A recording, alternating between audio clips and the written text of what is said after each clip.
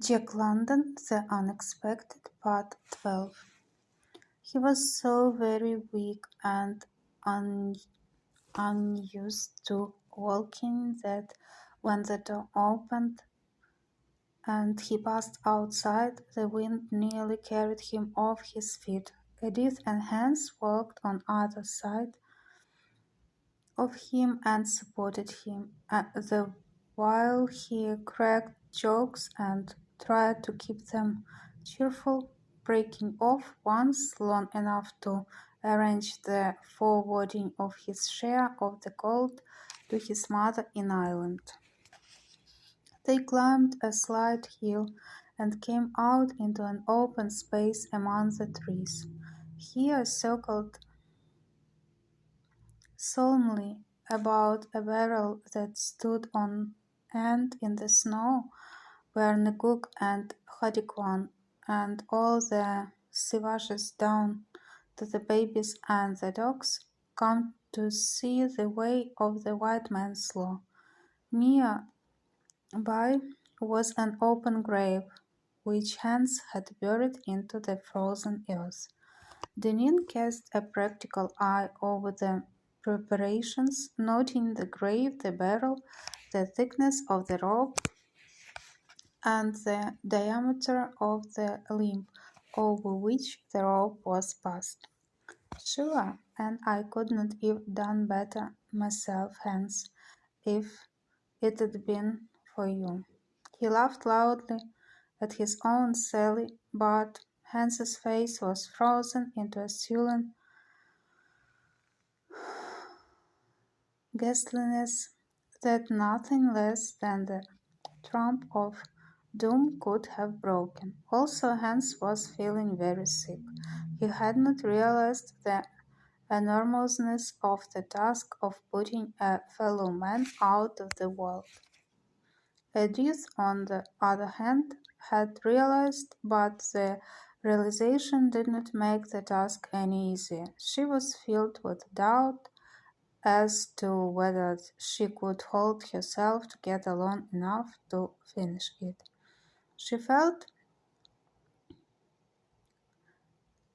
incessant impulses to scream, to shriek, to collapse into the snow, to put her hands over her eyes and turn and run blindly away into the forest anyway, away.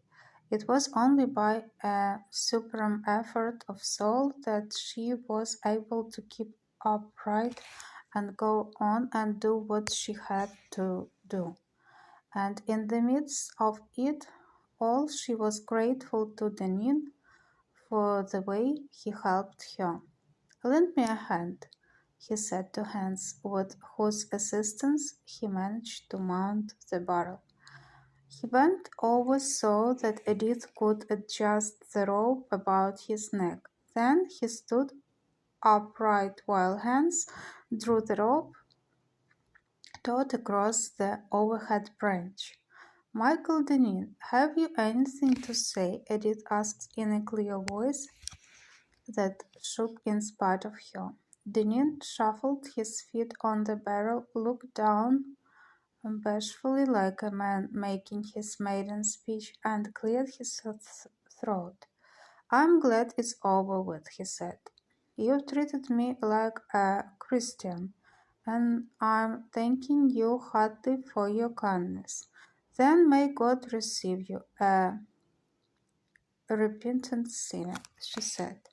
"Eh," he answered, his deep voice as a response to her thin one. "May God receive me, a repentant sinner. Goodbye, Michael," she cried, and her voice sounded desperate. He threw her weight against the barrel, but it did not overturn. "Hans, quick, help me!" she cried faintly. She could feel her last strength going, and the barrel resisted her. Hans hurried to her, and the barrel went out from under Michael Denin. She turned her back, thrusting her fingers into her ears. Then she began to laugh harshly, sharply, metallically, and Hans was shocked as he had not been shocked through the whole tragedy.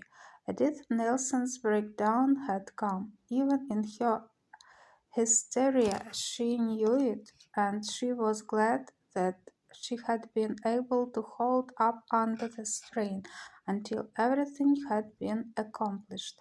She reeled towards Hans. "Take me to the cabin, Hans," she managed to articulate. "And let me rest," she added. "Just let me rest, and rest, and rest." With Hans's arm around her, supporting her weight and directing her helpless steps, she went off across the snow. But the Indians remained solemnly to watch the working of the white man's law that compelled a man to dance upon the air.